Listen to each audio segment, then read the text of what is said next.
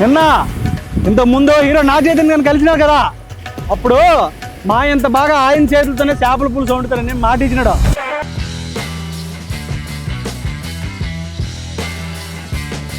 ఆ మాట ఎంతవరకు కరెక్ట్ అవుతాం చూడడానికి నేను వెళ్ళినాం.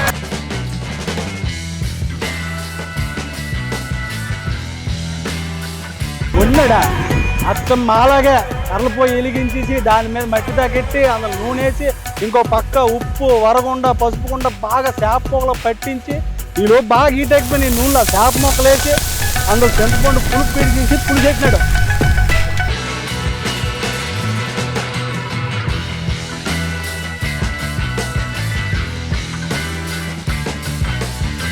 బాగుందండి.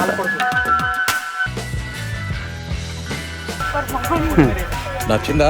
కొంతసేపటికి మూకుడు తీసి సలసలసలు మరుగుతున్న పులుసులో కొత్తిమీర వేస్తుంటే అబ్బా ఆ వాసనకే నోరు ఊరిపోయిందంటే చాలా బాగుంది.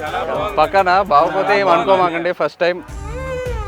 మాలాగా మారడానికి ఆ మనిషి ఎంత కష్టపడుతుండో దానికి 100 ఫలితం రావాలని రోజు ఆ దుర్గా భవాని తల్లిని మొక్కుతాను.